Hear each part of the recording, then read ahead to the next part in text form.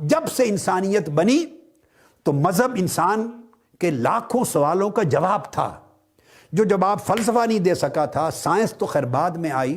جو انسان کی عقل نہیں دے سکی تھی، حواس خمسہ نہیں دے سکے تھے، مشاہدہ نہیں دے سکا تھا، قوت سماعت نہیں دے سکی تھی، اس کی اپنی فہم نہیں دے سکا تھا، جن سوالوں کا جواب، انہی سوالوں کا جواب مذہب نے دیا تھا، وحی نے دیا تھا، نبی اور پیغمبر رسول کی صورت میں دیا تھا، اور انسانیت اجتماعی طور پر معاشرے میں ہزاروں لاکھوں سالوں سے اسے تسلیم کرتی چلی آئی ہے۔ بھائی جس طرح اے بی سی کو تسلیم کرتے ہو، جس طرح الف بے جیم دال کو تسلیم کرتے ہو، جس طرح ہی شی اس اور وی کو تسلیم کرتے ہو، جس طرح اپنی زبان اظہار ما فی الضمیر کو تسلیم کرتے ہو، جس طرح ساری زبان کے کلچر کو، زبانوں کا کلچر، لغت کا کلچر، گرامر کا تسلیم کرتے ہو، مسلمات تک، مذہب اور دین بھی انہی بنیادی مسلمات میں سے ہے جو انسان کو انسان ہونا بتاتا ہے، جو یہ بتاتا ہے کہ انسان تو اور چیز ہے، اور یہ جو چار ٹانگوں والا جانور آ رہا ہے کتا، یہ اور چیز ہے۔ اے انسان تو اور شے ہے، اور یہ جو جانور آ رہا ہے گدھا، یہ اور شے ہے۔ تو اور چیز ہے، اور یہ جو چار ٹانگوں والا گھوڑا آ رہا ہے یہ اور چیز ہے۔ تو اور چیز ہے، اور یہ چار ٹانگوں والا سور خنزیر کچھ اور چیز ہے۔ تجھ میں اور اس میں بڑا فرق ہے، تو ایسا نہ بن جانا۔ یہ بات اب کوئی چیز اسے بتانے والا نہیں تھا، یہ مذہب نے بتائی۔ وہ کام نہ کرنا جو یہ کرتا ہے، وہ کچھ نہ کھانا جو یہ کھاتا ہے، وہ کچھ نہ کرنا جو یہ کرتا ہے، لہذا تجھ میں اور ان میں فرق ہے، تجھ میں اور نباتات میں فرق ہے، تجھ میں اور حیوانات میں فرق ہے، تجھ میں اور جمادات میں فرق ہے، تجھ میں اور ساری کائنات میں فرق ہے۔ یہ سوالات کا جواب جس شے نے دیا، جس علم نے دیا، جس ہدایت نے دیا، اس کو مذہب کہتے ہیں۔ وہ دین و مذہب ہے، وہ وحی الہی ہے۔ سو انسانوں نے اسے قبول کیا، اسی طرح انسانی عقل نے جیسے زبان کو قبول کیا تھا، حروف کو قبول کیا تھا، الفاظ کو قبول کیا تھا، قواعد اور ضوابط لغت کو تسلیم کیا تھا اور کبھی چیلنج نہیں کیا، اس طرح انسانی تاریخ ہمیشہ سے اس نے مذہب کو قبول کر لیا کہ کوئی خالق ہے، کسی کے پاس جا کے جواب دینا ہے،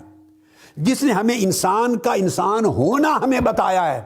ورنہ ہم میں اور باقی جانوروں میں کیا فرق تھا، جس نے ہمیں وہ شعور دیا ہے کہ کیا کرنا ہے کیا نہیں کرنا۔ یہ وہ مذہب تھا جس کو انسانیت نے تسلیم کیا، اور جس خواہ وہ ارسطو ہوا، خواہ وہ افلاطون ہوا، خواہ وہ سقراط ہوا، خواہ وہ بقراط ہوا، قدیم زمانے کے فلاسفر تھے یا بعد کے فلاسفر، جس کی کتاب اٹھائیں کسی کے ہاں خدا کا انکار نہیں ہے۔ یہ لطف کی بات بتانا چاہتا ہوں، کسی کے ہاں مذہب کا انکار نہیں ہے، چونکہ انسانیت جب سے بلوغ کا سفر اس نے شروع کیا، بالغ ہونا شروع ہوئی اور عقل نے سوچنا شروع کیا، تو پہلی چیز جو ذہن میں آئی، پہلی چیز، انسان جب ہدایت کی طرف بڑھا تو اسے خدا کے وجود کی طرف کچھ شعور ملا اور مذہب کی طرف شعور ملا۔ ابراہیم علیہ السلام نے یہی دلیل دی تھی فرعون کو، کہ جب اچانک سورج طلوع ہوا تو فرعون کو سمجھانے کے لیے، تاکہ مشاہدے کے دلیل سے سمجھایا جائے، کہ اس کو بتایا جائے کیا یہ رب ہے، اتنا بڑا سورج جس نے پوری دنیا کو روشن کر دیا ہے۔ جب شام کو غروب ہوا تو کہا نہیں، جو غروب ہوتا ہے وہ خدا نہیں ہو سکتا۔ چاند ابھرا، کہا شاید یہ تو نہیں، اس کو متوجہ کرنے کے لیے غروب ہوا تو آگاہ کر دیا نہیں، جو ڈوب جائے وہ خدا نہیں ہو سکتا۔ مطلب ہے خدا کا طلوع اور غروب نہیں ہوتا۔ تو انسانی عقل نے اپنی فہم کے افق پہ جب سے سوچنا شروع کیا تو قبول کیا، اور مذہب نے جن سوالات کا جواب دیا وہ جوابات کسی اور علم میں نہیں تھے، لہذا تاریخ انسانی پوری کی پوری مذہب کو تسلیم کرتی چلی آئی بنیادی مسلمات کے طور پر، اور حیات انسانی کے اندر بنیادی تصورات کے طور پر، اور انسانی قدروں کے حوالے سے بنیادی اصولوں کے طور پر۔ لہذا عقل